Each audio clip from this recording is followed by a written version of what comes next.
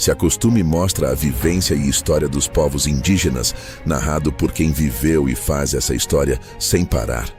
Acompanhe conosco alguns depoimentos.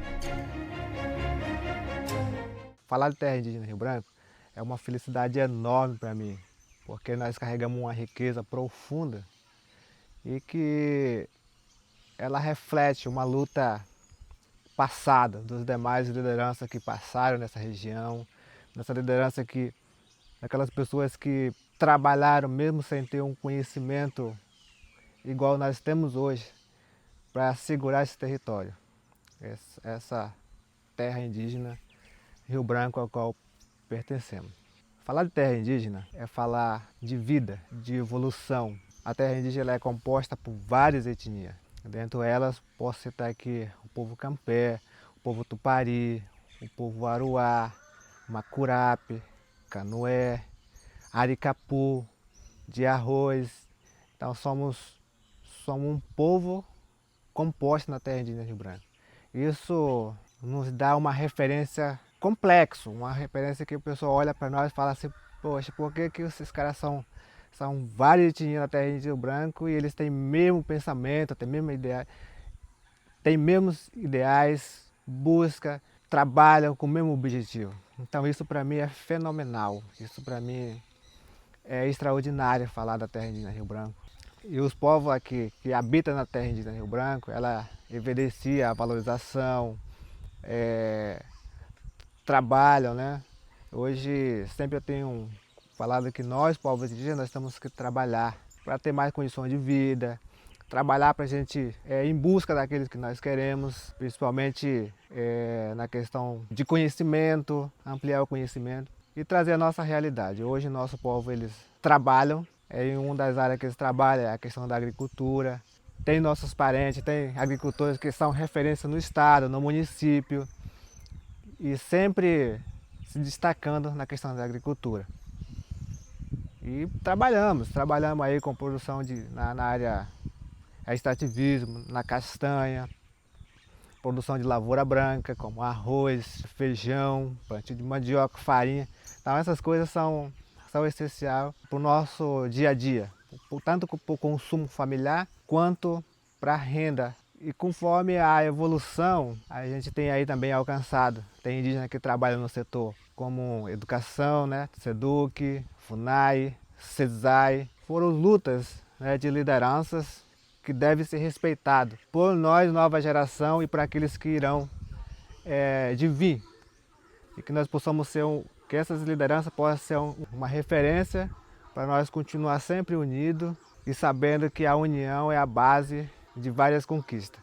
Isso só engrandece o território indígena, só engrandece o morador da terra indígena, em saber que a gente tem que carregar um respeito profundo um para com os outros. Então, como eu falei que é orgulho falar do território indígena, terra indígena Rio Branco, gostaria de mencionar alguns nomes que foram fundamental aí nessa questão da demarcação da terra indígena Rio Branco, lá no ano de 1980 a 1983. As famílias que já residiam aqui na região, posso citar aqui o ancião Marripe Macurape, Paulo Chepe Aruá, Alfredo Dias Macurape, José Anderê Macurape, Anísio Aruá, Raimundo Tupari. Recentemente ele foi a óbito deixando aí um legado. Alfredo Mourão Campé, que aí deixou a história. Também lembrar ali do nosso ancião Abdia Tupari, Rufino Tupari, Rafael Tupari, Joaquim Macurape, Cícero Tupari. Então essas pessoas foram alguns que fizeram parte aí dessa luta pela demarcação do território. Tivemos alguns, como eu sempre falei, nós temos um território que foi conquistado por luta. O povo, eles não residiam todos aqui. Alguns vieram da Ilha da Laranja, Ilha da União, e hoje podemos mencionar alguns nomes também que vieram dali. Então assim, posso citar aqui um dos líderes, que foi o Antônio Conquat Tupari, e gostaria só de ressaltar também aqui a importância dele. Uma das pessoas que trabalhou bastante e que liderou, né, esse momento da demarcação da terra indígena Rio Branco foi o Brasilino Tupari. É um cacique muito grande, né, que lutava aí pelo bem comum de todas as comunidades. Com a chegada, com a nossa ligação com a sociedade envolvente, que é uma sociedade branca, isso nos enriquece, porque a gente pode aí também lembrar que eles também foram fundamental quando se trata da demarcação da terra indígena, porque podemos citar aqui alguns servidores da FUNAI que lutaram, né, também abraçaram a causa para que a gente chegasse até esse momento. Isso tem muito sentido, porque há pessoas que abraçam a causa do indígena, há pessoas que vestem a camisa para que as coisas aconteçam. E nós, como indígenas, simplesmente somos gratos por isso, porque eu sempre falo que sozinho a gente não consegue ir além, mas com apoio, com as pessoas que trabalham seriamente, que têm um trabalho genuíno em prol da defesa do direito dos povos indígenas. E fazer parte dessa história vem me lembrando que hoje a gente está em constante evolução. Para mim é uma felicidade grande de acompanhar os movimentos indígenas e as conquistas chegando. No momento que vocês vêm em busca de saber dessa parte, principalmente territorial, né, das terras indígenas Rio Branco, isso tem um histórico. Hoje é uma área indígena, né? Mas primeiro não era área indígena. Era uma sobrevivência dos patrão, né, seringalista. E a gente viveu muito tempo trabalhando na extração de seringa, castanha com patrão, né? Uns tempos por trazer o nosso avô de outros locais, de outra região, para trabalhar na escravidão, né? Para trabalhar para os não indígenas que viviam, que era o dono daqui. Na época de Marechal Rondão, todo mundo ouviu falar, né? Que existiu os encontros com os indígenas.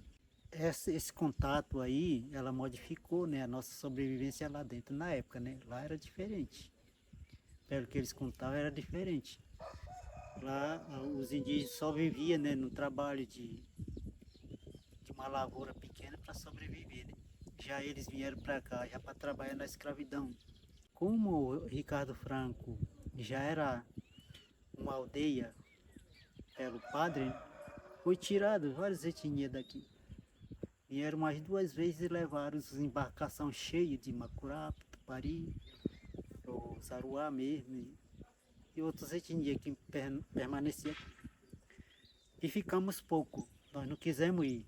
A FUNAI viu que não conseguiu tirar nós daqui, resolveu dar uma olhada umas 2 vezes aqui dentro, perguntando se nós não queríamos ir embora, que ele queria tirar todos os índios daqui e deixar só o seringueiro não indígena, né, que trabalhava. E a gente não quis.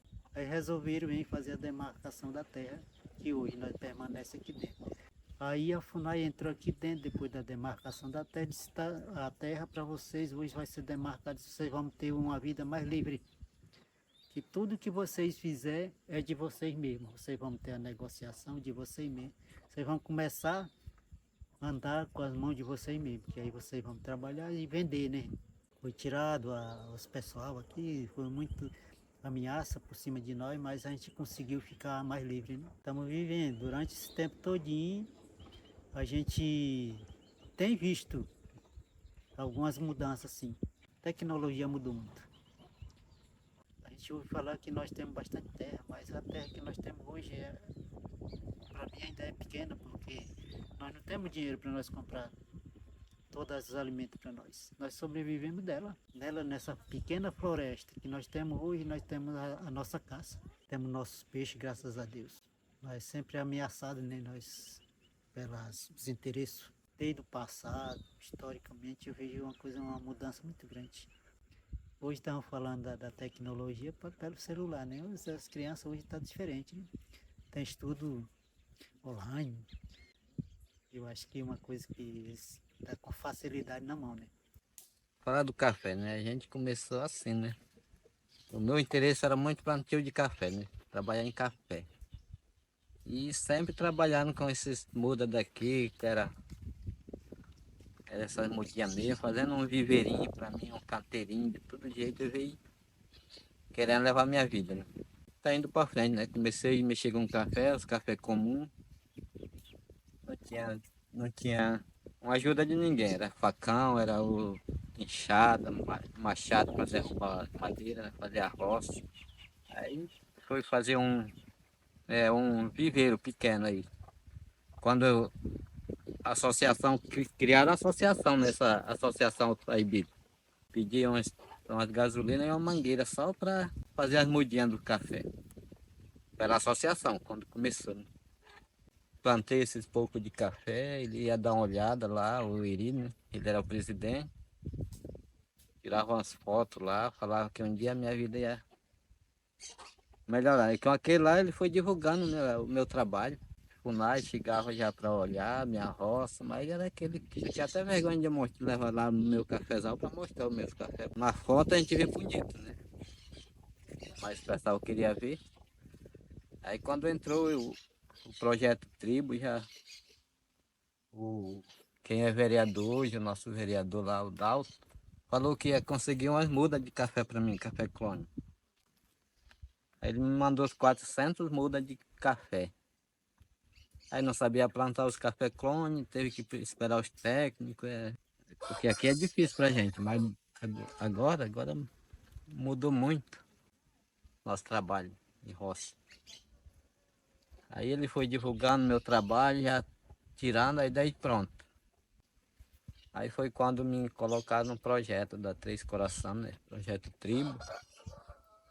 Teve mais apoio, né?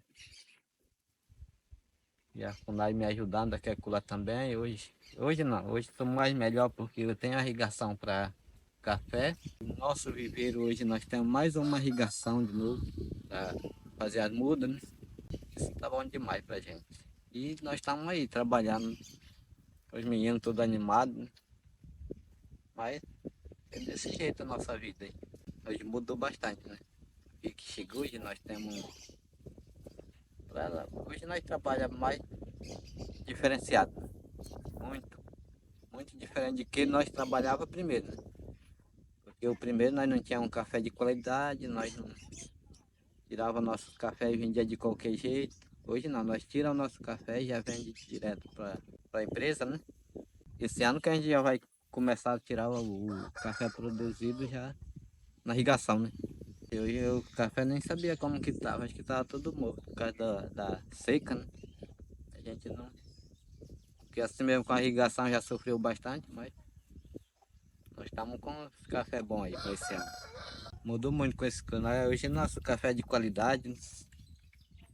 Tirando café, produzindo o melhor café. Assim, e tá vindo técnico todo mês aí para ajudar a gente. Agradeço todos o prefeito de Alta Floresta aí que fica mandando técnico, secretário, né? Hoje nós estamos com a porta aberta aí para a gente estar ajudando a gente, esses plantios de café. E a gente se sente respeitado, né? Pelo esse nosso trabalho que a gente faz. E, e a gente se sente bem, né? Com esse trabalho que a gente faz. Quando vem uns brancos aqui, pergunta de mim como que a gente pode trabalhar. Até a gente eles me chamam até de técnico já, porque que ele ensina a gente está fazendo do jeito que eles estão fazendo. Aí eles nem ligam, só vem aí aqui, deixa os produtos aí e vai embora. Sabe que a gente vai fazer do jeito que ele mandou.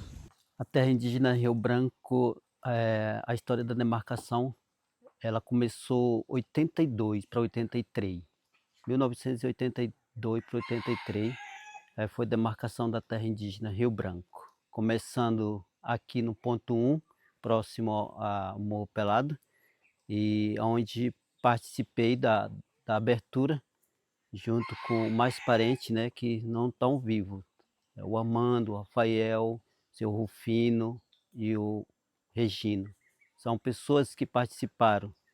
Junto comigo está ainda vivo Samuel, Isaías, Pairá, e mais pessoas que não moram aqui, que vieram de outras áreas. A luta da terra indígena Rio Branco, ela começou, né, quando a gente trabalhava aqui e veio, veio, veio um representante da FUNAI de Brasília, chamado Jonathan, né, e veio acompanhado com piloto de barco, que estava pilotando o barco, era o Roberto Carlos Cinta Larga, que a primeira visita que eles fizeram na terra indígena aqui.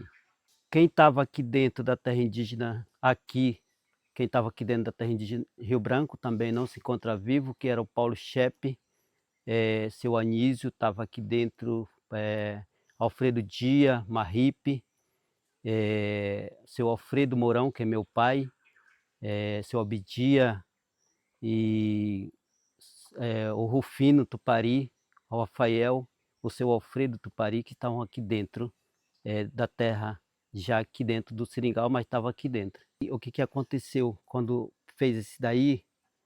Com certeza eles pegaram a assinatura das pessoas que estavam aqui, né? E também os nossos parentes também, né? Que hoje se encontra tudo aqui, né? Dentro da terra. Eles moravam na fazenda Bom Jardim, Ilha da Laranja e Ilha da União. Eles estavam tudo para lá, né? Na demarcação da terra indígena, eles saíram de lá. Com certeza, esse homem foi lá, né, falar sobre o território para eles saírem de lá. Então, eles vieram tudo para cá. Quando eles chegaram aqui, eles foram direto para São Luís. Os nossos parentes foram direto para São Luís. E ficando aqui no Cajuí, seu Raimundinho conhecido, que ele já estava morando no Cajuí, ficou o Armando, que é falecido, ficou aqui. E daí eles foram escolhendo o lugar para eles. Seu Armando escolheu ali o Figueira, né?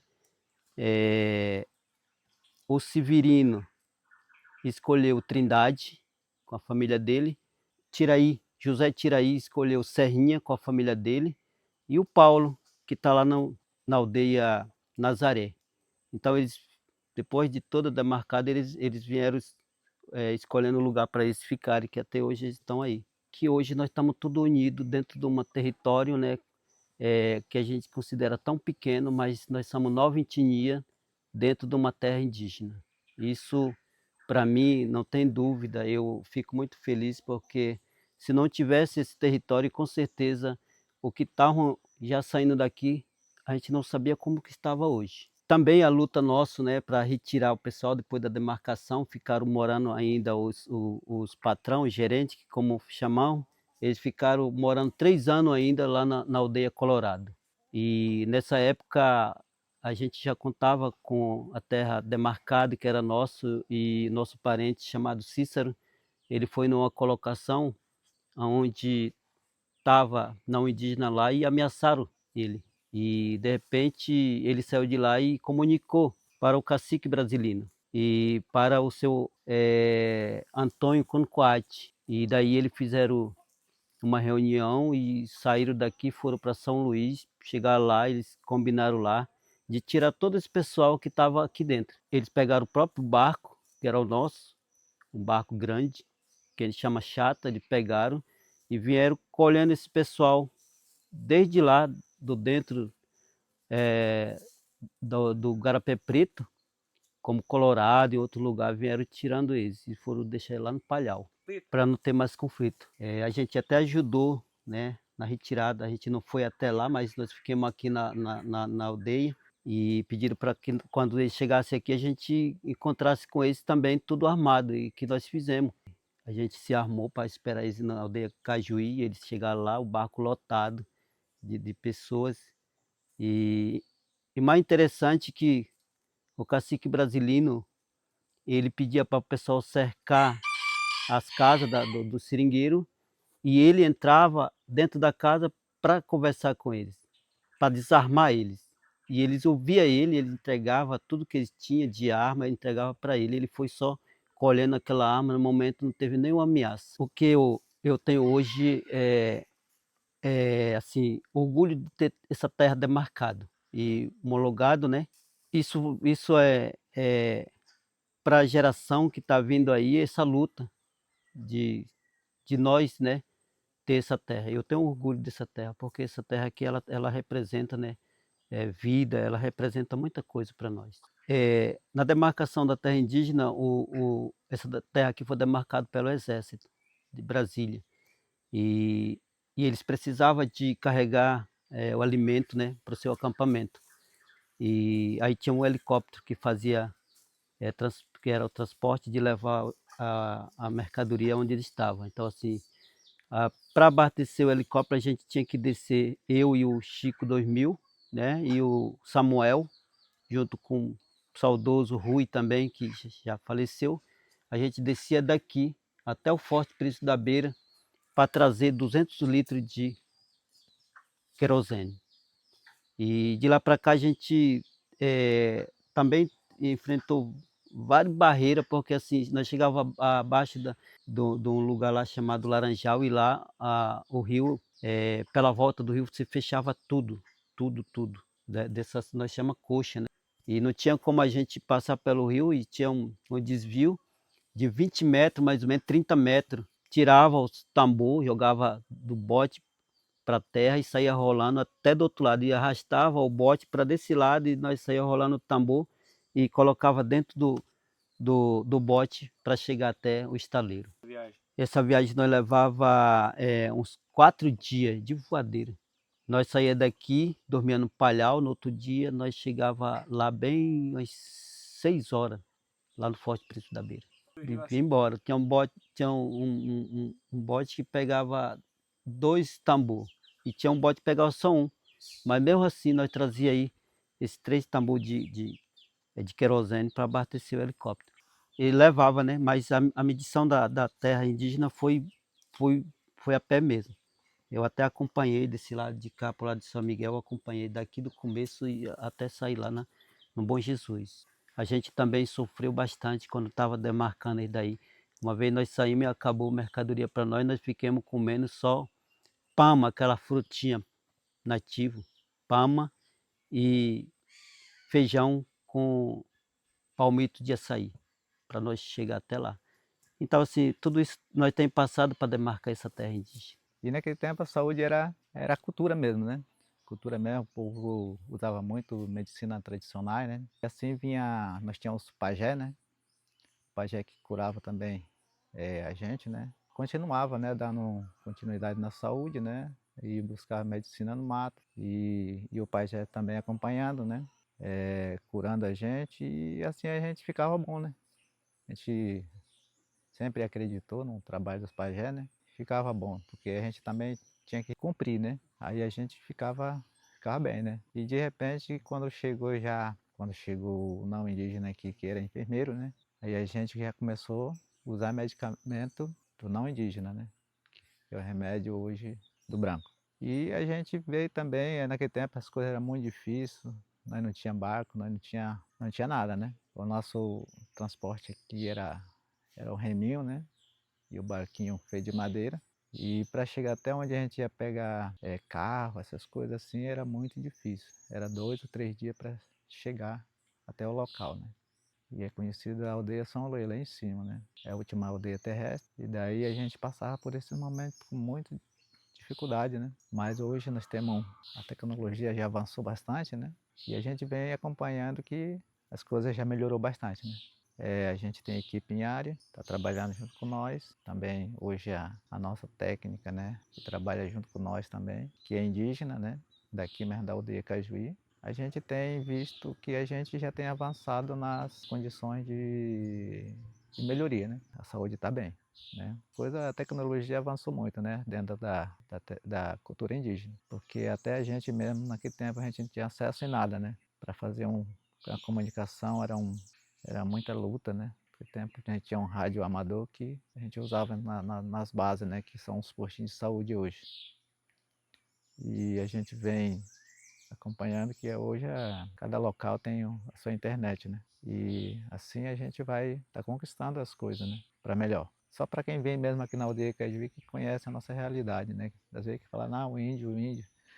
Mas o índio, quem quiser conhecer o índio tem que vir, né, mostrar, ver como que o índio hoje está também, é o caminho que o branco está hoje, né? Certinho, nós estamos juntos e eu não vejo diferença nenhuma. O que nós queremos é estar mais unido, né? Que cada um possa conhecer a realidade como um índio vive dentro da aldeia, né? Estou atualmente como presidente da Associação Taibi, área fluvial. Eu quero destacar temas importantes, né? Daquilo que a gente viveu, daquilo que a gente ouviu falar também, né? Dos nossos antepassados, é na questão da agricultura. Isso veio desde muito tempo, né? Que é considerado, ou seja, era trabalhado ou produzido de uma forma, né, que pudesse aí fazer a sua parte de alimentação, né? Como cultivava cará, né? Mandioca, milho, né? Então tinha várias produções, mas era mais para a parte de alimentação, né? Para um consumo familiar, né? Então a gente tem também trabalhado dentro disso, né? Tem plantado e somente para manter a família, né? A parte de alimentação. Tivemos aí, né? Acompanhando, vendo todas as formas de como plantar, né? Como colher no tempo certo. Vem aí evoluindo, né? Com relação a essa questão de produção, né?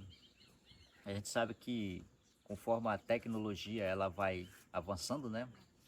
E ela deu mais estabilidade na questão de poder aí plantar, né? Já pensando em plantar numa quantia maior que a gente possa até também estar aí vendendo fora, né? Isso gerando sustento familiar, né? Também dentro da sua comunidade, dentro da sua família. Isso tem melhorado muito, né? Desde o nosso, né, antepassado, desde como nós vivemos, para hoje, né? Para hoje, a agricultura ela tem sido uma peça fundamental, né? Na qual estamos aí desenvolvendo vários plantios já num pensamento, né? De que a gente também possa contribuir, possa plantar uma quantia a mais para poder até mesmo tirar para fora, né? E vender e que a gente possa ter renda também, né? Temos, sim, muitos agricultores hoje, né, que estão produzindo café, urucum e outras produções, né, que também está contribuindo, né, para o sustento familiar. Hoje já temos o sistema avançado, o sistema de irrigação, na qual melhorou muito no plantio do café. Já temos pessoas aí que hoje concorrem, né, no concurso, né, e eu tenho visto esse grande avanço, né, dentro da agricultura. E hoje o incentivo maior dos nossos parentes, dos nossos agricultores indígenas, né, é cada vez mais poder estar produzindo, plantando, né, e colhendo uma grande quantidade para poder estar tirando daqui da terra indígena para fora, né, mostrando que temos capacidade para plantar e para produzir. Tenho observado esse grande avanço de como a gente pode estar trabalhando, pode estar plantando, mas desde que ela tenha uma peça, uma máquina que também possa ajudar nesse sentido, né? Grandes quantidade de urucuns que já foram mandados para fora, né?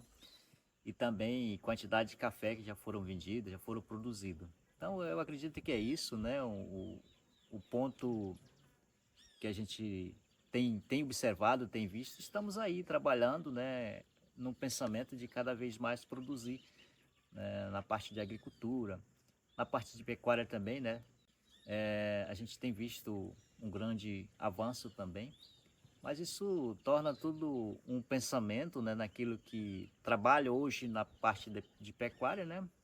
A gente sabe que a gente acompanha um pouco daquilo que hoje, dentro da tecnologia, cada vez mais a gente precisa se adequar a um sistema, né, que isso faz com que a gente possa trabalhar, a gente possa pensar em produzir, possa pensar em criar, né, que é amanhã depois tirar daqui e ter aquele sustento, né, Digamos, hoje nós dependemos de um capital para poder, né, sustentar a nossa família.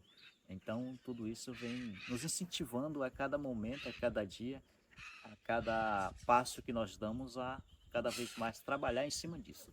De primeira, a gente não tinha uma visão, né, de como poder produzir e que isso pudesse chegar, né, a gente também mostrar, né, que a gente era capaz de produzir.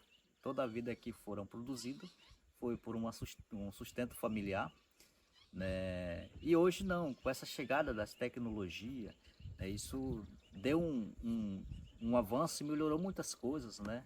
Vejo eu que cada momento cada dia que passa, as coisas vai evoluindo e as coisas vai melhorando, né? Hoje temos as redes sociais, temos a irrigação, que ajuda muito na questão de plantio de café, né? Quando você planta café, às vezes, né, o clima não ajuda muito, então eu vejo já uns nossos parentes já se habitando nesse sistema, né, e cada vez melhorando a questão de produção. Temos vários técnicos, né, incentivando, trabalhando, mostrando, né, como produzir uma produção de qualidade.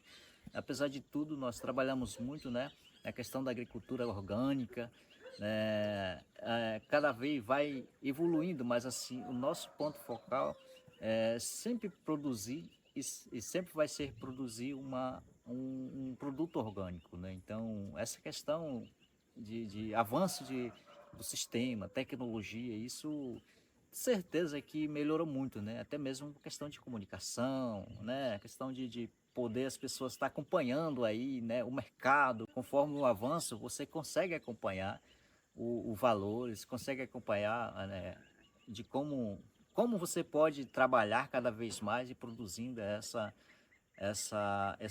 tirando essa produção orgânico, né, e poder aí, né, pensar assim, dizemos assim, hoje com o sistema avançado, ela cada vez mais, apesar de que nós estamos ainda lutando, estamos iniciando, mas estamos, né, indo passo a passo, buscando esse meio, buscando esse conhecimento e tentar melhorar mais, para tentar melhorar mais a questão da produção, né? Antigamente a gente tinha muita dificuldade, né, na educação, principalmente na área de reconhecimento, né, e também a questão de dar continuidade no aprendizado. A gente tinha um conhecimento que seria do primeiro ao terceiro ano, né, e daí a gente teria que parar porque não teria condições de a gente ter mais estudo, porque a escola não ofereceu oportunidade, tipo assim, do sexto ao nono ano, ensino médio.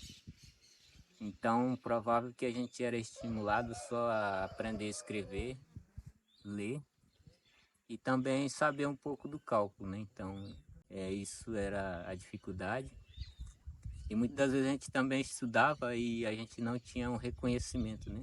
A gente poderia aprender a ler, escrever, mas a gente não teria aquele conhecimento da série onde a gente estaria, né? Tipo, terceiro ano, quarto ano, quinto ano. Então a gente poderia estudar dentro da comunidade indígena, mas se você saísse para fora, você não era reconhecido. Então a nossa grande dificuldade era esse, ter reconhecimento. E a partir do ano 2015, a escola indígena teve o seu avanço, seu reconhecimento.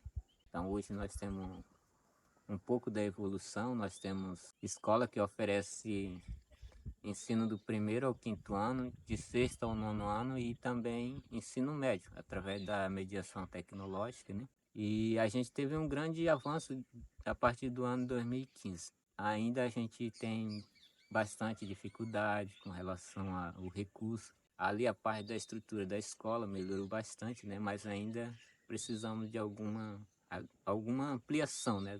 Ali na escola. Precisa ter mais professor, a gente precisa ter mais sala de aula, né? Que possa contemplar os alunos de forma adequada, né? Com ensino de qualidade, um ensino que cada um possa oferecer o melhor e receber também um ensino de qualidade. Eu acredito que ainda a gente tem muito a conquistar, né? Eu acredito que os alunos também têm muito como se desenvolver, tem como buscar o seu desenvolvimento e aprendizado, juntamente com a equipe da educação, juntamente com os profissionais que ali estão trabalhando, né? E a gente acredita ainda num bom desenvolvimento, bom desempenho dos alunos e um ensino de qualidade para a comunidade. Historicamente, que o pai da gente conta, né, que os indígenas tinham todo ali aprendizado cultural, né? Tudo que o pai praticava ali, o filho estaria ali para aprender, né? Principalmente em questão de caça, de pesca, artesanato, né? Então tudo isso favorecia muito o ensino da cultura indígena, né? Ele tinha seu fortalecimento, seu aprendizado. Hoje a gente observa que o ensino ele tem modificado um pouco dessa questão, né, do ensino cultural, mas por outro lado ele também tem somado bastante, a qual hoje o indígena ele pode fazer sua flecha, pode fazer seu artesanato, mas também já adquirindo conhecimento, tipo da matemática, fazendo seu planejamento, né? Onde tudo ali seria calculado, tudo ali será projetado, né? Então, eu acredito que a gente perdeu um pouco, mas também a gente tem adquirido bastante conhecimento, onde pode fortalecer o nosso conhecimento para que a gente pudesse participar da sociedade, né? Juntamente com os não indígenas, contribuindo e assim buscando também o conhecimento para que a gente possa adquirir nova adaptação, né, novo conhecimento. Nós sabemos que hoje o sistema também ele tem uma parte que ele cobra da gente, né? Então a gente também precisa aprender um pouco da educação sistematizada, né? Então hoje adquirindo conhecimento lá de fora, eu acredito que a gente pode planejar melhor e fazer melhor através do conhecimento, né? Porque assim, muitas das vezes o que surge é que muitas vezes a gente está com o celular, com outras, com a roupa, né? Muitas das vezes na sociedade não indígena a gente é visto como não indígena, mas a gente continua sendo indígena, mas a gente precisa evoluir também, né? A gente precisa adquirir conhecimento para que a gente possa competir lá fora também, se adaptar lá fora. No momento que a gente está na comunidade da gente, a gente vai se sentir bem, mas no momento que a gente está lá fora também a gente precisa saber o momento e o lugar que a gente está para que a gente possa se dar bem com nossos parceiros, com nossos colegas. Não porque a gente está evoluindo que a gente deixa de ser indígena. A gente vai aprender que também a gente é um indígena, que a gente precisa ter conhecimento, que a gente precisa competir. A educação para povo indígena desde o antepassado era ensinado como uma forma diferente. Não tinha a escrita, mas era oralmente, como um respeito aos outros, das crianças até adulto, idoso. Então a educação ela veio dentro do povo indígena dessa forma, que no antepassado não tinha escola. Então daí o povo indígena já foram conhecendo melhor não indígena. Aqui nós tínhamos uma escola feita de tapiri, cobertura de palmeira, né, que a gente fala hoje. E nesse período de 85 para 86, iniciou-se a primeira escola a funcionar através da FUNAI, que é Fundação Nacional do Índio, né, que é o professor, onde começou a lecionar e onde eu comecei a frequentar a primeira vez a escola, né? Então, aquele momento foi uma coisa nova para mim, né? Uma coisa que parece que eu já estava entrando num conhecimento diferente, né? Um conhecimento amplo, que naquele momento a educação começaria, nesse momento, né? De 86 para 87. Então a educação veio se desenvolvendo, né, através da FUNAI até o período. Nesse tempo de 89 para 90, a educação ela se passava para município ou para estado. Assim, ela não veio atrapalhando a educação indígena, mas foi desenvolvendo cada vez para melhor, né? No meu olhar, né? Nessa reflexão, assim. Então, onde eu comecei a participar o curso que era oferecido pelo IAMAR. Então, onde eu comecei a participar do projeto, primeiro curso, e onde eu, em 95, comecei a participar do curso que era do governo do estado, que é a SEDUC. Então, nesse período, a educação para os povos indígenas, ela veio se evoluindo cada vez para melhor, né? Essa educação, ela veio para que o nosso jovem também participasse ou estudasse, né? Para ter esse seu conhecimento. Como funciona a educação, né?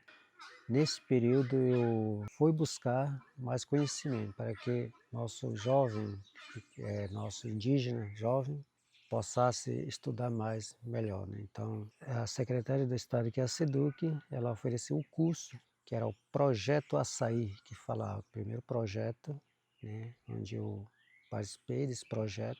Terminei o projeto Açaí, ela era de 5 anos de curso, para que aquele professor formasse pelo magistério indígena, que era o magistério, né? Então, através desse magistério indígena, eu concluí o curso e até hoje eu sou professor, né? Do quadro do Estado. Caminhada foi longa para que chegasse até hoje, né? Onde eu estou. O que mudou, assim, da educação indígena para a educação atual que é hoje foi a tecnologia, né? Que a tecnologia ela veio como uma ferramenta tão rápida assim, né? Que ela mudou bastante a forma de vivência tanto do adulto, criança, né? E também trouxe assim uma coisa ótima e coisa não bom, né, também, porque a tecnologia, se você dizer assim, eu quero fazer projeto, alguma coisa, então a tecnologia nesse ponto ela foi bom, né?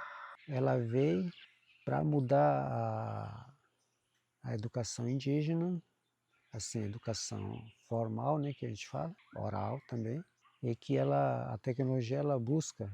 Hoje a cultura indígena ela tem resistência ainda assim, porque não querendo mais o povo indígena, ainda ela tem aquele seu cultura, né? Principalmente sua língua, suas tradições, né? As coisas que veio do não indígena, sim, a gente recebemos de braço aberto, mas sabendo que naquele momento a gente não pode também deixar a nosso costume. É uma regra que a gente segue hoje. Nosso costume eu posso dizer assim, que é a nossa identidade. Aqui é minha casa, aqui é meu lar, aqui é onde eu vivo e aqui é onde eu desenvolvo o meu trabalho também. Sou artesão, eu tenho sempre desenvolvido os meus trabalhos, minha atividade, e eu acho que isso vem de família também, né? Porque meu pai, meu avô, todos eles trabalhavam com isso, e isso eu foquei bastante nisso, né? Foquei bastante nisso. Hoje eu me dedico cada dia mais para que a gente vai melhorando na categoria, nos detalhes, no design dos artesanatos, né? De primeiro era tão difícil e cada dia assim que passa a gente vai moldando ela, vai trabalhando e a gente vê que as coisas vai ficando cada dia mais bonitas. Eu sempre fui apaixonado pelo artesanato. Como vocês estão vendo, eu tenho uma do meu lado aqui, né? Um banco que eu fiz de madeira trabalhada, não tem nada colada, ela é tudo inteira. Eu sempre falei que é do lixo para o luxo, era um material que não servia para nada, estava jogado, estava lá no canto, né? As pessoas geralmente iam jogar lá para ser queimado, e aí eu fui até ela e peguei, moldei tudinho, trabalhei com bastante trabalho, dedicação e hoje está aí. E às vezes a gente não tem todo o equipamento que a gente gostaria de ter, mas isso nada pode nos impedir de prosseguir naquilo que é o objetivo. A gente foca, a gente inspira, acaba que a gente faz com muito esforço, muita dedicação, a gente vê depois, mais tarde, o resultado, como fica. E como vocês estão vendo, eu sempre falei, esses são os materiais que são descartados, são materiais que muitas das vezes você vê lá, né, o fogo vai consumir, vai destruir com ela, aí do nada você começa a trabalhar e aí você vê o resultado. Eu não faço somente esse tipo de trabalho, eu faço vários outros pingentes, né, de coco, de madeira. Eu gosto muito de fazer esses trabalhos, eu me esforço bastante. Hoje já é mais diferente, mas de primeiro, né, a gente poderia perceber que nos antepassados nossos, eles teriam que, por exemplo, o banco do pajé, né, que era feito por um senhor, um ancião, pajé, né, espírito, mexia com essas coisas, e ali, muitas das vezes ele teria que trabalhar muito, ou caçar uma madeira mais fácil para trabalhar, ou então fazer aquela cava por dentro dela, aquela arvura, teria que fazer o acabamento com fogo, né? Ou o machadinho dele de pedra. Hoje está bem diferente, hoje as tecnologias têm avançado, né? Tem muita gente que usa o que tem hoje, né? Por exemplo, o celular, a internet, para muitas das vezes para assistir o vídeo, coisa. Eu sempre tenho focado nos vídeos das pessoas lá fora, igual esse aqui, né? Esse aqui é um vídeo que eu assisti e cada vez que eu assisto o vídeo, eu vou tentar fazer. Não sai igual, porque muitas das vezes a gente não tem um equipamento suficiente, mas eu tento me inspirando naquilo que eu vi. Então tem facilitado bastante, né? Quando eu comecei, era totalmente difícil. Eu não tinha meu equipamento, não tinha lixadeira, não tinha plana, não tinha nada, né?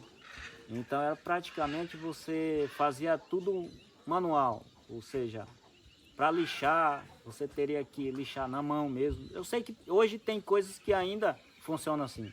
Não é todo lugar dos imóveis que você vai passar a máquina. Você tem que fazer um acabamento com a mão. Mas era bem difícil, bem demoroso.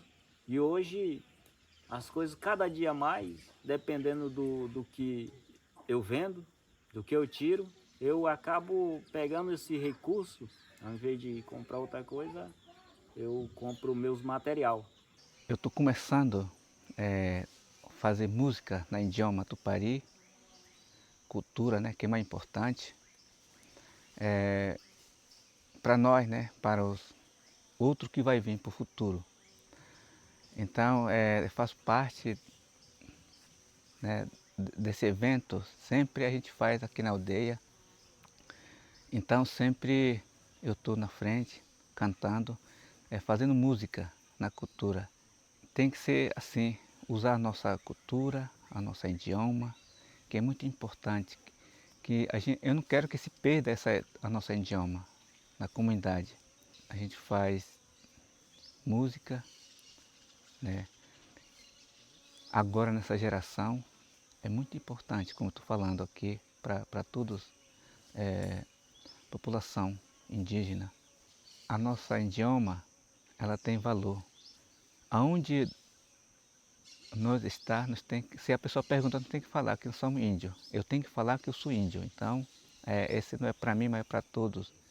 O que mais importante é nosso idioma, para comprovar que somos indígenas.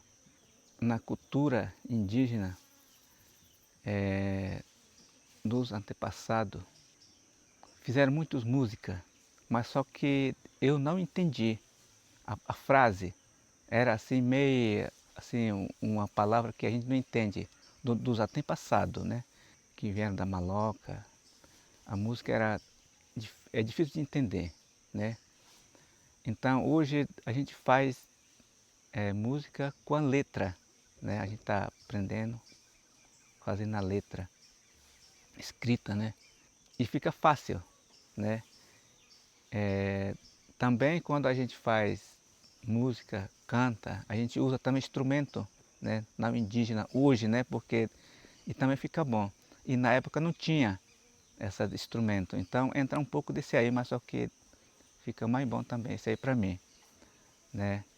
Para nós, comunidade, onde nós estiver, a gente dança, canta. O que os antepassados fizeram, aquele já acabou. Eles que fizeram, agora a gente, eu, ou pode ser outra pessoa, tem que fazer, né, diferente. Quer dizer, diferente que eu falo assim com a letra, né, escrita. Aí os professores que dão aula também, eles incentivam muitos alunos também, sobre a cultura, sobre, né, traduzir em português também a idioma. Eu não quero perder essa minha cultura de falar na idioma, porque a criança não pode, a geração que está nascendo hoje, ela tem que falar, senão lá na frente vai se perder. E também pintura, né, pintura tradicional, que é genipapo, né, essas tintas, esse aqui é a pintura do Tupari, né, para enfeite, festa, não só na festa, mas assim, todos os dias o pessoal usavam dessa pintura na maloca, para enfeite, usavam cocá também, e outros produtos que eles usavam, né, no rosto, usava no rosto, que tinha caído, fuad, creme, oricam na enka kusaka psira, food yaret, he nain pem kilo tianam, enka tiap sinwa, que tinon me tokpe, na tiapka, he que tea iromka, he enfata ate tiaret, que tifu yaret, que chine yaret, que cultura que sapka he fuaret, fatatet udawang ara que se futena hono irore que chema sara harat ema he furit fat tiwamna he na farit harat on que chema udawang ara chiua chienka que na fare que na kirete na pesab ema eno men hono irore que he en fat tiarmna chema chinon ima ekat chema udawagna que na fare que he na fatate tiarmna. No dia que eu partir, eu quero ver meus filhos nessa luta, sempre lutando por uma terra, defendendo sempre o nosso direito e vivendo esse amor que o Guaratiira tem, né? Por todo mundo, por tudo quem mora aqui. O Guaratiira tem um grande amor por cada etnia que está aqui dentro dessa terra indígena aqui. Então, eu não vejo a gente ser dividido. Eu vejo nós sendo uma pessoa só, como se fosse uma família, e até porque o Quara, na questão da etnia Campé, a gente vê que hoje a minha mãe é Tupari, então assim, pelo meu pai eu sou Campé, mas pela minha mãe eu sou Tupari, então eu sou dois povos na mesma terra aqui.